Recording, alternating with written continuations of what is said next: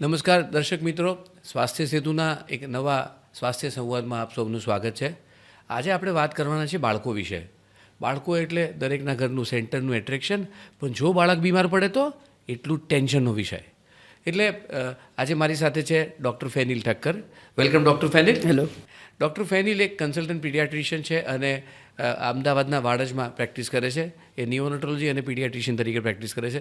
Doctor Fenil, આપણે જાણીએ છીએ કે બાળકના જ્યારે ઉછેરની વાત આવે તો દાદા દાદી, નાના નાની, અડોશી પડોશી બધા જ લોકો સલાહ આપવા માટે તૈયાર થઈ જતા હોય છે. અને અનફોર્ચ્યુનેટલી ભગવાને બાળક એટલું બધું સુંદર સર્જન કર્યું, પણ સાલું સાથે પેલું મેન્ટેનન્સનું મેન્યુઅલ ના મોકલ્યું.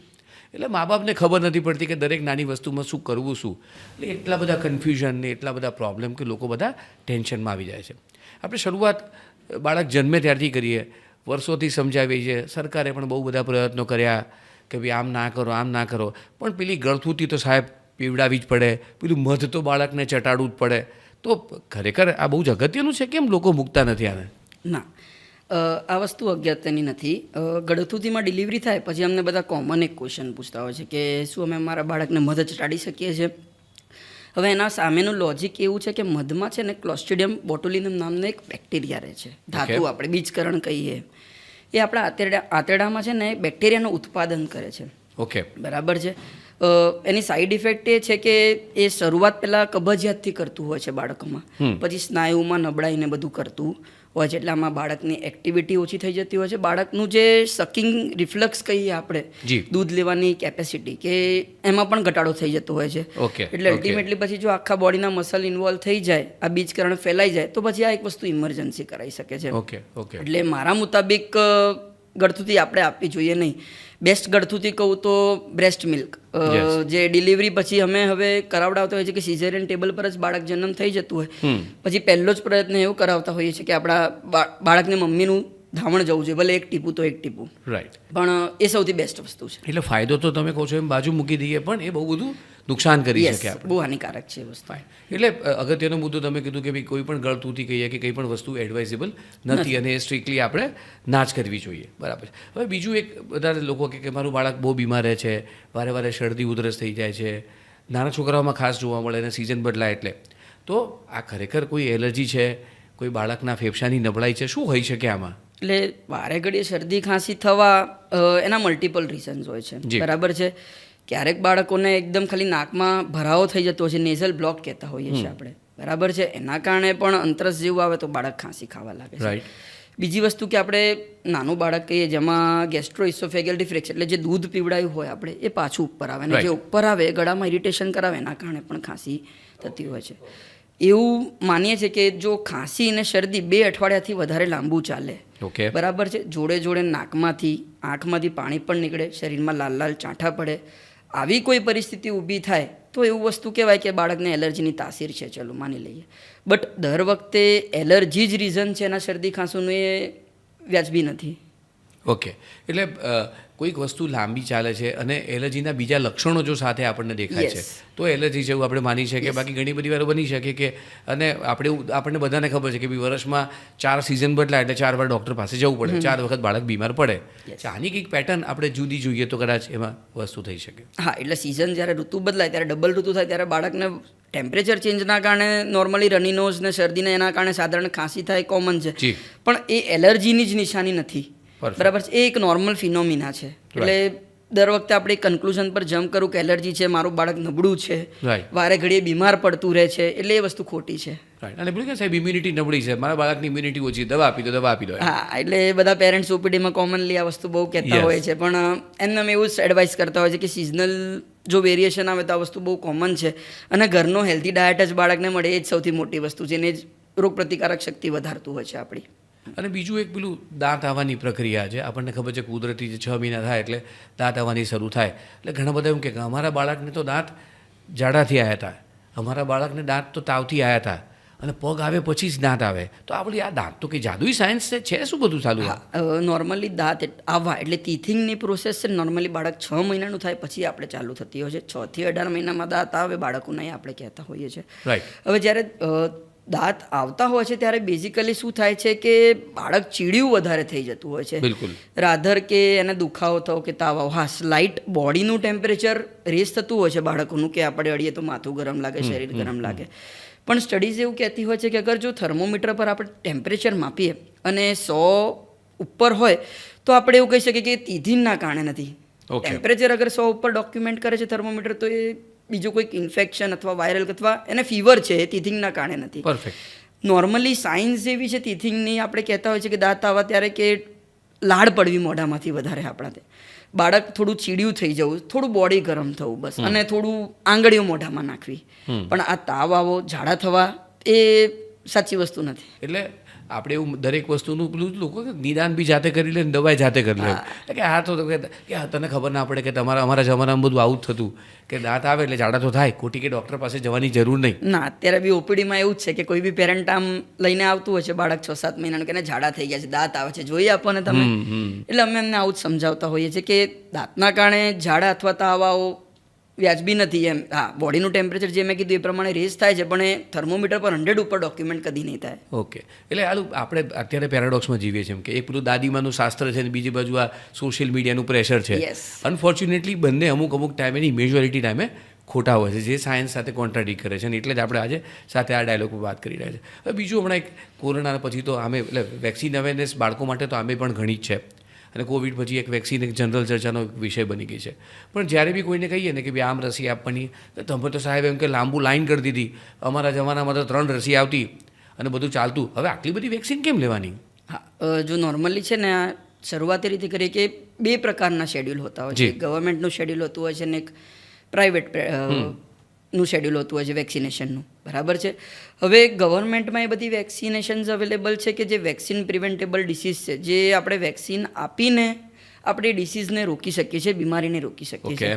વેક્સિન આપણા બોડીમાં એવું કામ કરે છે કે આપણા જે નેચરલ ડિફેન્સ સિસ્ટમ છે ને એની જોડે મળીને આપણા બોડીને પ્રોટેક્શન બહુ આપે છે, એન્ટીબોડીઝ પ્રોડ્યુસ કરે છે, અને આપણી ઇમ્યુન સિસ્ટમની મેમરી બહુ સારી છે કે આપણે વેક્સિન આપી હોય એની એન્ટીબોડીઝ ડેવલપ થઈ ગઈ હોય તો આપણને ડિસીઝની સામે બહુ પ્રોટેક્શન આપે છે. એટલે વેક્સિન આપવી બહુ જ સારી વસ્તુ છે. ઓકે. હવે પ્રાઇવેટ વેક્સિનેશનમાં અમુક વધારાની વેક્સિનેશન્સ પણ આવતી હોય છે, એટલે ગવર્મેન્ટમાં જેટલી પણ આપણે કવર કરી શકતા હોઈએ એટલી આપણે વેક્સિનેશન્સ અપાઈ દઈએ તો સૌથી સારું રહેતું હોય છે બાળકો માટે.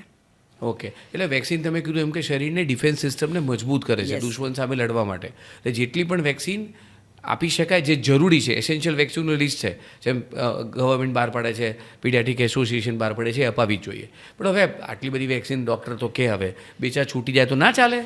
ના, હું એવું કહીશ કે આપણે ટ્રાય કરવો જોઈએ કે ચલો પ્રાઇવેટની નહીં પણ ગવર્મેન્ટની જેટલી અપાઈ જાય બાળકને એટલી વધારે સારું. યુઆઈપી યુનિવર્સલ ઇમ્યુનાઇઝેશન પ્રોગ્રામ જેને આપણે કહીએ, નેશનલ ઇમ્યુનાઇઝેશન પ્રોગ્રામ, એમાં મોટાભાગના જેટલા બી રોગો હોય એ બધી વેક્સિનેશન્સ આપણે આપીએ તો એ રોગની અગેન્સ્ટ આપણને પ્રોટેક્શન મળતું હોય છે.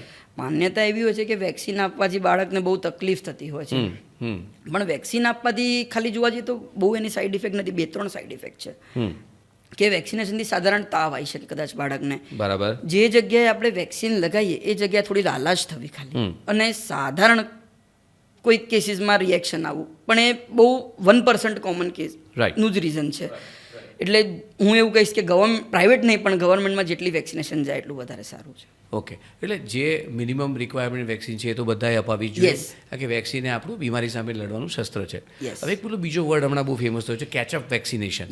આ કેચઅપ શું છે વળી, પકડીને આપવાની?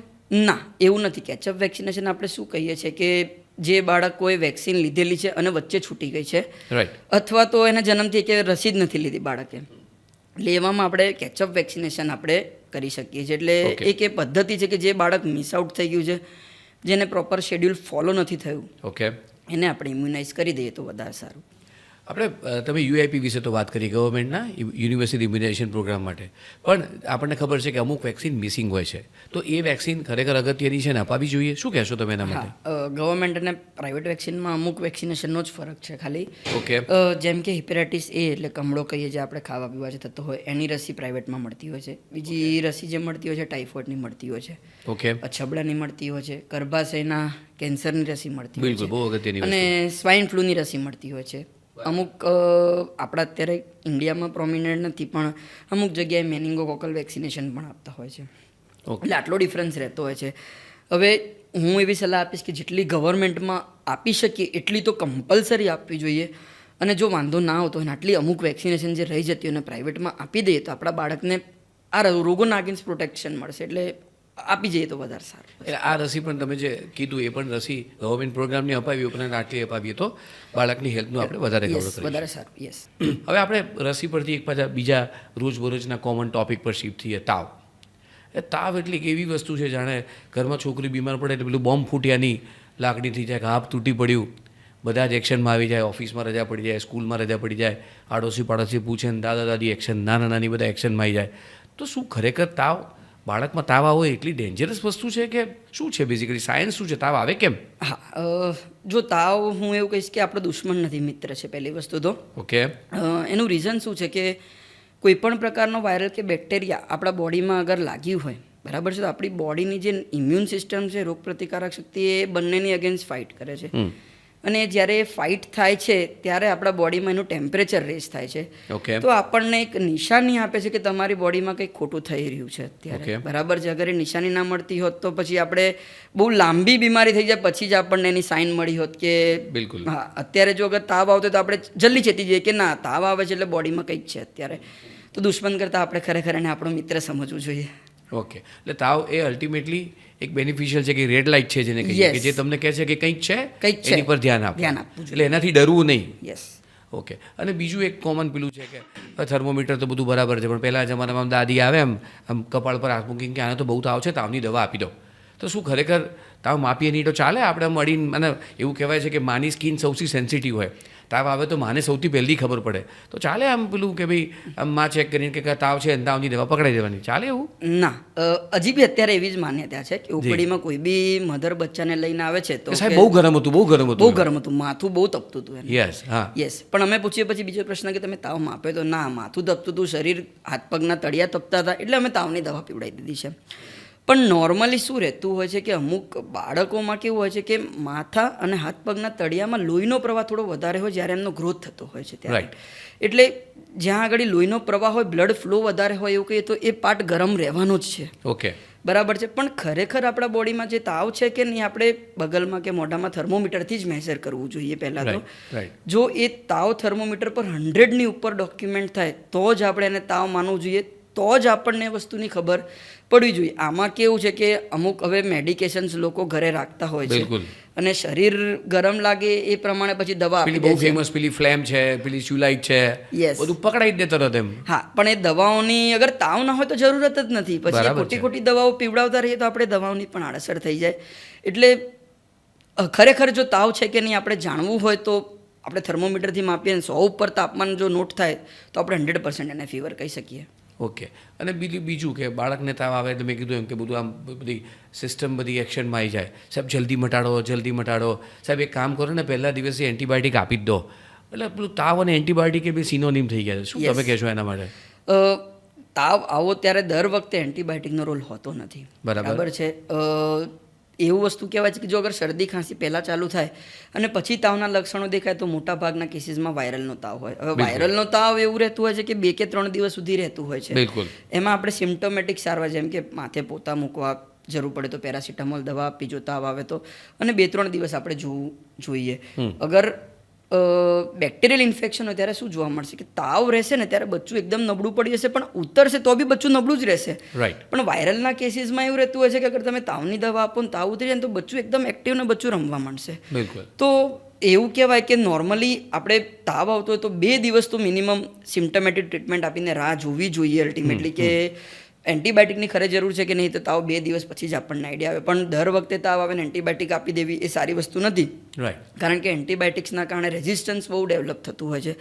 અત્યારથી બાળકોમાં એન્ટીબાયોટિકનો યુઝેસ કરીને એમના ઓર્ગેનિઝમની અગેન્સ્ટ એન્ટીબાયોટિક આગળ જતાં એમની લાઈફમાં કામ ના કરે તો એ બહુ ગંભીર વસ્તુ થઈ જાય પછી એમના માટે, કે જ્યારે ખરેખર નીડ છે એન્ટીબાયોટિકની ત્યારે જે એન્ટીબાયોટિક બચ્ચાઓને અસર નહીં કરે કે આગળ જઈને એમની લાઈફમાં અસર નહીં કરે તો પછી કોઈ કામની નથી એ વસ્તુ. અને આવું ડાયલોગ અમે ઘણી વાર સાંભળ્યું, સાહેબ આને ભારે દવા આપજો, હલકી દવાથી તો આનો તાવ ઉતરતો જ નથી. આ પેલી ભારે દવા એટલે કે સ્પેશિયલ ફોર્મ્યુલા તમે રાખો છો? ના, એમાં કેવું હોય છે કે તાવની દવાના મલ્ટિપલ કોમ્બિનેશન્સ આવતા હોય છે. એક તો પેરાસિટામોલ રહેતું હોય છે, એક આઇબુજેસિક આપણે કન્ટેન્ટ કહેતા હોઈએ છીએ એમ. હવે Ibuprofen, yes. સૌથી પહેલાં તો અમે એવું જ સલાહ આપતા હોઈએ છીએ કે પેરાસિટામોલ સૌથી સેફ ડ્રગ છે, બરાબર છે, કે એની કોઈ સાઈડ ઇફેક્ટ નથી, બરાબર છે. હવે એનાથી અમુક વાર તાવ ના ઉતરે તો સગા એવું જ કહેતા હોય છે કે ભારે તાવની દવા આપો એમ, પણ આઇબુજેસિક કન્ટેન્ટવાળી જે બી દવા હોય છે, બરાબર છે, આઇબુપ્રોફેન આપણે કહીએ, તો એમાં કેવું છે કે એની સાઈડ ઇફેક્ટમાં શું થાય કે આપણે જે પ્લેટલેટ કાઉન્ટ છે બોડીના એ ઘટાડતી હોય છે દવા, એટલે દર વખતે ભારે દવાઓ પર જમ્પ કરવું એ બહુ અઘરી વસ્તુ છે. એટલે પહેલું રિકમેન્ડેશન તો એવું જ છે કે જો સાદી પેરાસિટામોલથી તાવ ઉતરતું હોય તો એના જેવી સેફ ડ્રગ કોઈ નથી. ઓકે. અને અત્યારે પેલું કહે બધા પેલી બધું ટ્રેન્ડિંગ ફેશન છે, પેલો ઝેન્ઝી, પણ હું તો કહું છું ઝેન્ઝી છોકરાઓ નથી, ઝેન્ઝી તો પેરેન્ટ્સ છે એમ. એટલે અમુક લોકો એટલા બધા હાઈપર હોય કે એમ તાવ આવે ને પહેલા કલાકમાં ડૉક્ટરના દવાખાનામાં લાઈનમાં ઊભા રહી જાય, ને અમુક લોકો 2-3-4 દિવસ સુધી હલે જ નહીં. તો આ કોઈ કટ ઓફ ખરું કે આમાં અમુક સિમ્ટમ્સ જોઈએ તો ડૉક્ટર પાસે એમ કે તરત જઈએ તો સારું, કે ભાઈ ના જઈએ તો સારું? શું તમે નક્કી કેવી રીતે કરો ડૉક્ટરને કન્સલ્ટેશનની જરૂરિયાત? હા, જો નોર્મલી આપણે જે રીતે વાત થઈ કે તાવ આવે તો પેરાસિટામોલ ડ્રગ તો હવે બધાના ઘરમાં અવેલેબલ રહેતી જ હોય છે, બરાબર છે. તો અગર તાવની આવે અને પેરાસિટામોલ આપીને ઉતરતું હોય તો આપણે 1-2 દિવસ ઘરે વેઇટ કરી શકીએ છીએ, પણ એના અમુક સાઇન્સ છે કે આવા કોઈ લક્ષણો બાળકમાં જોવા મળે તો પછી આપણે તાત્કાલિક હોસ્પિટલ પહોંચવું પડે. જેમ કે બાળક પાણી પીવાનું ઓછું કરી દે, બરાબર છે, બાળકને વોમિટો ચાલુ થઈ જાય, પેશાબ કરવાનું ઓછું કરી દે, બાળક વધારે પડતું ચીડિયું થઈ જાય, બરાબર છે, ખાવા પીવાનું ઓછું કરી દે, પ્લસ અગર તાવની દવા આપીએ છીએ પણ તાવ જ નથી ઉતરતો, અનકન્ટ્રોલેબલ ફીવર છે, તો પછી એવા કેસીસમાં આપણે તાત્કાલિક હોસ્પિટલ લઈને બાળકને ચેકઅપ કરાવી લેવું જોઈએ. ઓકે. એટલે ટૂંકમાં તમને એવું લાગે કે તમારું બાળક નોર્મલ નથી દેખાતું, Yes. જે રમતું હોય રમતું નથી, Yes. અને તમે કોમન વાયરલના સિમ્ટમ્સ કીધા કે 2 વખત તાવ ઉતરે તો વચ્ચે નોર્મલ રમતું નથી થતું, Yes. એ ડલ જ રહેશે, તો ઇટ ઇઝ ટાઈમ કે ભાઈ આપણે ડૉક્ટર પાસે જવું જોઈએ.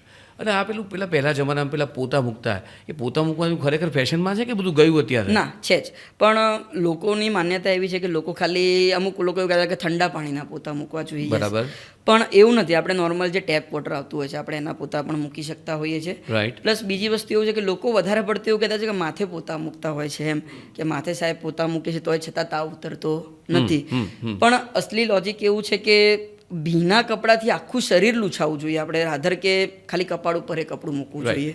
અગર આખું શરીર લૂછાઈ દઈએ તો આપણે ચામડીનું જે ટેમ્પરેચર છે એ એકદમ ઘટી જશે, એટલે માથા પર પોતા મૂકવાથી બહુ ફાયદો નથી જેટલું આખું શરીર લૂછાવાથી છે. તો અને ઠંડા પાણીનું બી બીજી જે આપણે વાત થઈ, એટલે સાદા નળના પોતા અને આખા શરીર લૂછાઈ દઈએ તો એ એટલે વધારે સરફેસ એરિયા કવર કરીએ તો તાવ ઓછો કરવા આપણે ટેમ્પરેચર સારી રીતે ડાઉન કરી તો શકીએ. યસ. અને બીજો કોમન પ્રશ્ન, હવે ભારત જેવો ટેમ્પરેટ ક્લાઇમેટવાળો દેશ છે, એસી લગભગ ઓલમોસ્ટ 9 મહિના બધાને હેઠળ ચાલતું હશે. એવી કોમન પરિસ્થિતિ કે તાવ આવે એટલે બાળકને કે ઓઢાડીને સુવડાવી દેવાનું, એસીમાં ના સુવડાવાય, તો હવે ખાડું એસી સારું કે ના સારું? ડૉક્ટર કે એસી સારું, પેલા કે સર દાદી બા તો ના પડે કે એસીમાં તો સુવડાવાય જ નહીં. ના, એસીમાં સુવડાવાય. અગર ટેમ્પરેચર આપણે 27-28 ડિગ્રી પર સેટ કરી શકીએ છીએ એસીનું, તો બાળકને આપણે 100% એસીમાં રાખી શકીએ છીએ, બરાબર. એની કોઈ સાઈડ ઇફેક્ટ નથી, એસીના કારણે તાવ નથી આવતો બાળકને. આપણે જેમ વાત થઈ કે એના બોડીમાં કંઈક પ્રોબ્લેમ છે, લોચો છે કે કોઈ વાયરસ કે બેક્ટેરિયા લાગી ગયો છે એના કારણે ફીવર આવે છે, એનું કારણ એસી નથી. એટલે એ વસ્તુ આપણે ખાસ, એટલે કમ્ફર્ટેબલ હોય બાળક તો એને એસીમાં રાખી શકીએ, 100% રાખી શકીએ આપણે. એટલે ઘણા બધા કેસમાં એવું થતું હોય છે કે પેલો અનુભવ અને સાયન્સ એ ઘણી બધી વાર એકબીજા સાથે અથડાતા હોય છે, અને એને કારણે આ બધા ગેરસમજના પ્રશ્નો થતા હોય છે. તો આપણે હવે બીજા અગત્યના બળબડતા ક્વેશ્ચન પર જઈશું. બાળકોનો ખોરાક જોઈએ છે, આજુબાજુમાં જોઈએ, સોસાયટીમાં જોઈએ, એક જણા પકડે ને એક ચમચીથી ખવડાવે ને પેલો થાળી પકડે ને મમ્મી એક ઘરથી બીજા ઘરમાં થાળી લઈને બાળકની પાછળ પડે. લોકોનું એટલું બધું ફ્રસ્ટ્રેશન હોય છે કે મારું બાળક ખાતું નથી, એવા બહુ જ બધા પ્રશ્નો આવે. ને મેં કીધું ને એક મમ્મી તો એટલી બધી ફ્રસ્ટ્રેશનમાં કે સાહેબ રોજ સવારે મને હવે સપના આવવા માંડ્યા છે, એકનો એક ડાયલોગ પહેલાં મારા મગજમાં વાગે છે કે બેટા છેલ્લો કોળિયો ખાઈ લે, છેલ્લો કોળિયો ખાઈ લે. આ જે કોમન સવાલ તમને તમારી કેબિનમાં પૂછાય કે મારું બાળક ખાતું નથી, તો તમે શું કરો સાહેબ એના માટે? જો સૌથી પહેલાં તો હિસ્ટ્રી જે આપણે કીધી, કાઉન્સેલિંગ, આ તે બધું બહુ મહત્ત્વનું રહેતું હોય છે આ કેસીસમાં. જી. નોર્મલી કોઈ બી બાળકને છે ને આપણે ફોર્સફુલ ફીડિંગ નથી ના કરાવવું જોઈએ આઈડિયલી, કારણ કે એ વસ્તુને જોર જબરજસ્તી કરીએ ને તો બાળકને પછી એ વસ્તુ ગમતી નથી, એ વસ્તુથી બાળક દૂર ભાગતું હોય છે. ઓકે. એટલે આપણે જેટલું બની શકે એટલું એ વસ્તુ પ્લેફુલ રીતના, વિલિંગફુલ રીતના આપણે કરવી જોઈએ, બરાબર છે. હસતા ખેલતા રમાડતા, સ્ટોરી કહેતા, આ બધી રીતે આપણે બાળકને ખોરાક આપવાનો પ્રયત્ન કરીએ તો બાળકને બી એમાં મજા આવે છે, અને એ આ વસ્તુને ગમાડે કે બીજી વખત બી એ વસ્તુ સામેથી સરસ રીતના ખાવા માંડે છે. પણ અત્યારે અમુક કેસીસમાં એવું જોતા હોય છે, જેમ આપણે વાત થઈ કે લોકો યુટ્યુબ ને સ્ક્રીન ટાઈમ ને બચ્ચાને હવે મોબાઈલ ઓપરેટ કરતા આવડી ગયો છે, વોલ્યુમ કઈ રીતે ધીરે કરવો, વોલ્યુમ કઈ રીતે વધારવો, બીજો વિડીયો કઈ રીતે કરવો, એટલે એના ઉપર ધ્યાન અત્યારે વધારે જતું રહ્યું છે. એટલે એ બધી વસ્તુ આપણે બંધ કરી દઈએ અને આપણા બચ્ચાને ટાઈમ આપીએ, સ્ટોરી કહેતા, આજે આવું થયું હતું, આજે આ જોયું હતું, આ રીતે કરીને આપણે એને ખોરાક આપીએ તો બહુ જ સારું પડે એમ, અને એ છોકરું હસતા હસતા ખાવા માંડશે પછી. બિલકુલ. અને ઘણા બધા લોકો એવું કહે કે બાળક અમારું તો દૂધ પીવે છે તો ખાય નહીં તો ચાલે, તો દૂધ એ હોલસમ ને, દૂધ આપણા પુરાણમાં એવું કહેવાય છે દૂધ એટલે સંપૂર્ણ આહાર, તો ચાલે દૂધ પીવે તો પછી બીજું કંઈ ના ખાય તો? જો આ પ્રશ્ન બે ભાગમાં આપણે વાત કરીએ. જી. નાના બાળકો જે જન્મેલા બાળકો છે ને, તો 6 મહિના સુધી માતાનું ધાવણ જેટલું બને એટલું વધારે સારું, એટલે એ લોકોને તો દૂધ પર જ રાખવું પડે. પણ જો 6 મહિના પછી આપણે ઉપરનો ખોરાક બાળકમાં ચાલુ કરતા હોઈએ છીએ, બરાબર છે, ત્યારે દૂધ આપવાનું ખરી, પણ જોડે જોડે આપણે ઉપરનો ડાયટ પણ એને ચાલુ કરવો પડે છે, બરાબર છે. ધીરે ધીરે જેમ બાળક મોટું થાય, 1 વર્ષનું થાય, ત્યારે દૂધની ક્વોન્ટિટી આપણે જોવા જઈએ ને તો એવું કહેવાય કે 200-250 ml થી વધારે દૂધ 24 કલાકમાં ના જવું જોઈએ. ઓકે. કારણ કે અગર દૂધ જ વધારે જશે તો બાળકનું ભૂખ જ નહીં ઉઘડે તો એ બીજો ખોરાક લેશે નહીં. અને દૂધમાં 1-2 વસ્તુના ગેરફાયદા એ છે કે ખાલી એકલું બાળક બીજા ખોરાક પર ના હોય અને દૂધ પર જ હોય તો બાળકમાં એનિમિયા, એટલે કે લોહીના ટકા ખૂબ ઓછા થઈ જતા હોય છે એમના બોડીમાં. અને બીજી મેઇન વસ્તુ છે કે બાળકોને કબજિયાતની બહુ વધારે તકલીફ રહેતી હોય છે જો એકલા દૂધ પર ને વધારે ક્વોન્ટિટીમાં દૂધ જતો હોય ને બીજો ખોરાક ના જતો હોય તો. એટલે હું એવું કહીશ કે 1 વર્ષ પછીનું બાળક નોર્મલી આપણે જે રીતે ખાતા હોય એ રીતે બધો જ ખોરાક લઈ લેવો જોઈએ, અને દૂધની ક્વોન્ટિટી એકદમ 200-250 ml સુધી 24 કલાકમાં લિમિટ કરી દઈએ તો વધારે સારું. ઓકે. અને પેલો પેકેજિંગનો જમાનો છે, આપણને પણ પેલું મસ્ત રેપ થઈને આવેલી વસ્તુ ગમે છે, તો બાળકોને કંઈ પણ આપણે પ્રેઝન્ટ કરીએ તો કદાચ કંઈક અલગ પ્રેઝન્ટેબલ મૂડમાં આપીએ તો એ જલ્દી એક્સેપ્ટ કરે. નોર્મલી અમે શું એડવાઇસ આપતા હોય છે જ્યારે બાળકો નથી ખાતા ત્યારે, કે દૂધનું પ્રમાણ ઓછું કરવું જોઈએ. ઓકે. નોર્મલી કોઈ બી બાળક 1 વર્ષ પછીનું આવતું હોય છે અમારી જોડે, તો અમે આવી હિસ્ટ્રી લેતા હોય છે કેટલું દૂધ પીએ છે બાળક, 1-1.5 લીટર દૂધ પી લે છે બચ્ચું. તો આટલી ક્વોન્ટિટીમાં અગર દૂધ પીશે તો એનું પેટ ખાલી જ નહીં થતું, બીજી વસ્તુ માટે જગ્યા કેમ નહીં થશે? પરફેક્ટ. પહેલી વસ્તુ એ. બીજી વસ્તુ એ બી આવતી હોય છે કે હા દૂધ બી ઓછું પીએ છે પણ ખાતો નથી, પછી એવો પ્રશ્ન કહેતા હોય છે કે બીજું શું બહારનું ખાય છે, પીઝા ને એવું, વેફર, પડીકા હાથે, તો હા એમાં બી આ પાડે છે કે એ બધું જ ખાઈ લે છે પણ સિલેક્ટેડ પ્રોબ્લેમ છે, મેનુનો પ્રોબ્લેમ છે. હા, એ વસ્તુ ખાઈ લે છે પણ આ બધી વસ્તુ નથી ખાતું. એટલે બીજી વસ્તુ આપણે કંટ્રોલ કરવાની રહેતી હોય છે. ત્રીજી વસ્તુ, બાળકને આપણે છે ને ફિઝિકલ એક્ટિવિટી એન્કરેજ કરવાની રહેતી હોય છે. સ્ક્રીન ટાઈમ આપવું, ટીવી દેખાડીને જમાડવું એ વ્યાજબી વસ્તુ નથી, બરાબર છે. એને જમવાનું તો આપણે આપવાનું જ છે પણ સાથે સાથે એની એક્ટિવિટી ક્લાસીસ ને બધું આપણે જે કરાવતા હોઈએ, આઉટડોર એક્ટિવિટી પણ આપણે કરાવીએ તો એમની ભૂખ પણ ઉગડે ને ખાવાનું પણ સારી રીતે માંગે. ચોથી વસ્તુ હું એવું કહીશ કે એમનું ફૂડ આપણે એન્કરેજ કલરફુલ જે કહીએ એ પ્રમાણે આપણે બનાવવું પડે, પેકેજિંગ મસ્ત કરવું પડે. યસ. કાર્ટૂનવાળી કોઈ પ્લેટ હોય અથવા તો ફ્રૂટ્સ કે કશું આપતા હોય તો અલગ અલગ શેપ્સ, અલગ અલગ કલરના ફ્રૂટ્સ આમ એક ડિશમાં મૂકવા જોઈએ. તે બધું એ વસ્તુ જોઈને એટ્રેક્શન જાતે ખાવા માંડશે. બિલકુલ. અને આ બધા પ્રશ્નોને કારણે જ આપણે જોઈએ છે કે ભાઈ એક બીજો કોમન ડાયલોગ આપણી કેબિનમાં આવે કે સાહેબ બાળક નબળું છે, ખાય છે તો એને હાઇટ નથી વધતી ને જાડો નથી થતો ને મારો છોકરો દુબળો દેખાય છે, બધા એવું કહે છે કે આ તો સુકાઈ ગયો છે, સાહેબ શક્તિની દવા પેલી લખી આપો. એટલે આપણી સુપર કંઈક આવે ગાડું, લોકો ખાઈ પીવે નહીં તો ચાલે પણ હું દવા આપી દઉં તો દોડે ગાડું, આવું બધું ચાલે નહીં યાર? ના ચાલે. આમ તો શક્તિની દવા આપવી આઈડિયલી અમુક ઇન્ડિકેશન જોઈને જ આપણે એક એડવાઇસ કરતા હોય છે. ન્યૂબોર્ન બેબી હોય, જે જન્મેલું બાળક હોય, એને કોઈ શક્તિની દવાની જરૂર નથી હોતી, પણ હા એક વિટામિન ડીના ડ્રોપ્સ આપણે ખાસ 1 યર સુધી બધા જન્મેલા બાળકોને આપતા હોય છે, કારણ કે એ વસ્તુ એવી છે કે એ માતાના દૂધમાં ઓછી ક્વોન્ટિટીમાં જોવા મળે, જે પ્રમાણે બાળકની રિક્વાયરમેન્ટ છે એ પ્રમાણે. એટલે ખાલી એ એક ડ્રોપ વિટામિન D3 ડ્રોપ્સ જે આપણે કહીએ છીએ. અને બીજી વસ્તુ કે આયનની ક્વોન્ટિટી ઓછી હોય છે પણ એની બાયોએબિલિટી બહુ સારી હોય છે, એટલે આયન એબ્ઝોર્પ્શન ઇનિશિયલી બહુ સારું રહેતું હોય છે. પણ અગર 4 મહિના પછી જરૂર પડે તો આપણે કોક વાર જન્મેલા બાળકોને 4 મહિના પછી આપણે આયનના ડ્રોપ્સ ચાલુ કરવા જોઈએ. ઓકે. આથી નાના બાળકોની વાત. હવે મોટા બાળકોમાં શક્તિની દવા ચાલુ કરવાના અમુક વસ્તુ, એક સાયન્સ આપણે જોવી પડે, જેમ કે એનો ફિઝિકલ ને ડેવલપમેન્ટલ ગ્રોથ પ્રોપર નથી થઈ રહ્યો તો, અને કોઈ લાંબા સમયની બીમારીથી એ ઝૂંઝવાઈ રહ્યું છે, જેમ કે કોઈ ટીબીની અસર છે, આપણે લ્યુકેમિયા નાના બાળકોમાં હોય છે, કોઈ કેન્સર છે, કોઈ લાંબી બીમારીથી બાળક ઝૂંઝવાતું હોય, એવા બધા કેસીસમાં મલ્ટીવિટામિનનો બહુ સારો રોલ રહેતો હોય છે. ત્રીજી વસ્તુ કે અમુક નિશાની, જેમ કે બાળક ફીકું લાગવું, ઘડી ઘડી થાકી જવું, રમવા જાય તો થાકી જાય, થોડા દાદરા ચડે તો બેસી જાય, આ બધી વસ્તુ હોય તો આપણે એવું કહીએ કે આયન અને વિટામિન B12ની કમી છે. બાળકને હેર લોસ વધારે થાય તો બાયોટીનની કમી છે, બરાબર. ઘડીએ ઘડીએ બાળક બીમાર પડે છે એટલે વિટામિન સીની કમી હોઈ શકે, Right. હાડકાની નબળાઈ જોવા મળે કે બોનના શેપ હોય છે, બોનના શેપ એ ચેન્જીસ એમાં જોવા મળે તો કેલ્શિયમ અને વિટામિન ડીની કમી હોય છે. બિલકુલ. એટલે આ બધી વસ્તુ એવી છે કે વિઝનનો પ્રોબ્લેમ હોય તો વિટામિન એ આપણે આપવું પડે બાળકને ઉપર. એટલે આ બધી વસ્તુ નિશાની જે હોય છે, આ બધી નિશાની જોવા મળે તો જ આપણે મલ્ટીવિટામિન્સ પર જવું જોઈએ. બાકી તો અગર બાળક પ્રોપર ડાયટ લઈ લે વ્યવસ્થિત રીતના તો એક પણ મલ્ટીવિટામિનની જરૂર રહેતી નથી. એટલે કોઈ ટૂંકમાં બ્લેન્કેટ વિટામિન નથી આવતું કે હું એક આપું અને બધું જ સુપર વિટામિન કે બધા બાળકને આપી જ દઉં એવું ચાલે? ના, એવું કોઈ વિટામિન નથી. નહીતર તો જમવા કરતાં લોકો વિટામિનની સિરપ ને બધું વધારે પીએ તો એનાથી જ ગ્રોથ થઈ જાત બધાનો. એક્ઝેક્ટલી. અને આનું બીજું પેલી બહુ જબરજસ્ત ફેશન નીકળી છે, શુગર એટલે ઝેર.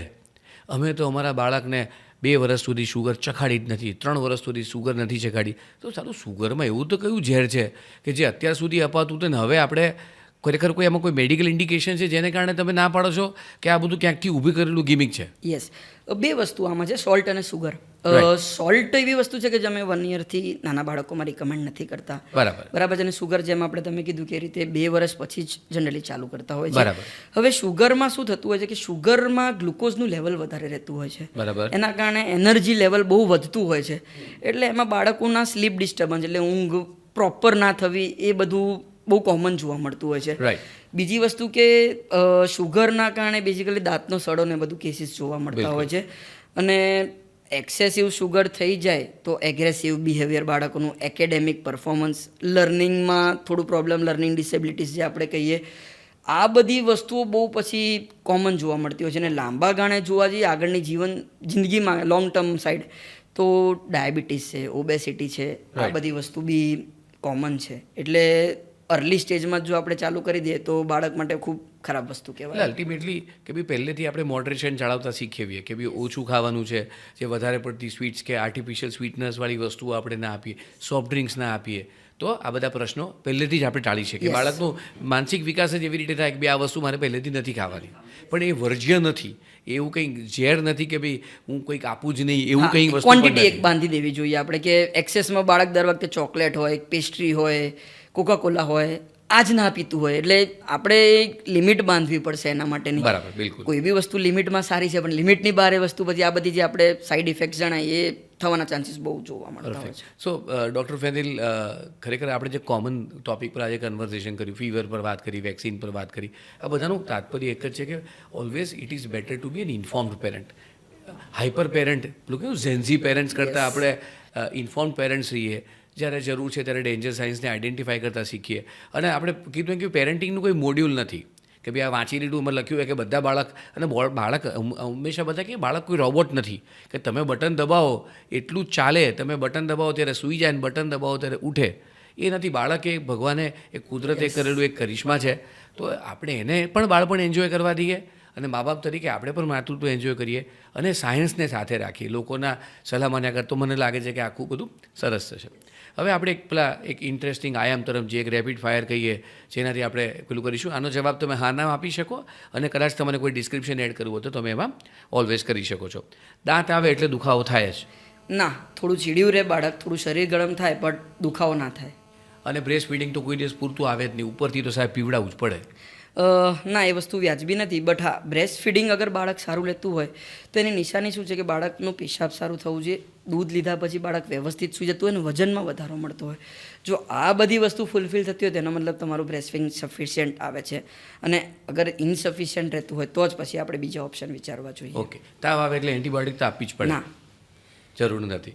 ઓકે. વજન ના વધે એટલે વિટામિનની દવા પકડાઈ દેવાની? ના, એ પણ ખોટી વસ્તુ છે. ઓકે. બધી વેક્સિન ના આપો તો પણ ચાલે?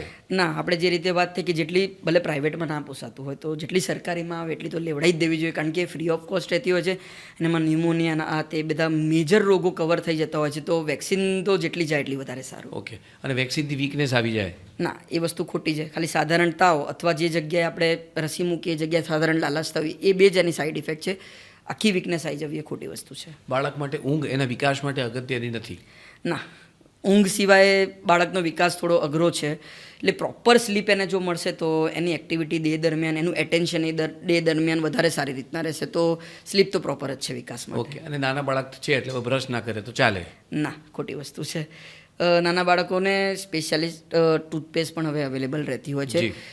ઇનિશિયલી આપણે જોવા જઈએ તો 6 મહિનાથી પછીના બાળકોમાં સ્પેશિયલ ખાલી એક ફિંગર પર મૂકી દઈએ એવું બ્રશ પણ આવતું છે, એટલે સાધારણ આપણે ખાલી ટંગ ક્લીન એની કરી શકીએ છીએ અને તીત આવી જાય ત્યારથી આપણે 100% બ્રશિંગ કરી શકીએ છીએ. ઓકે, તો દર્શક મિત્રો, આજે આપણે જોયું કે જેટલા કોમન પ્રશ્નો છે, બાળકનો ઉછેર એક સરસ તમારી સારી જર્ની બની રહે એવો અમે એક પ્રયત્ન કર્યો ડૉક્ટર ફેનિલી સાથે.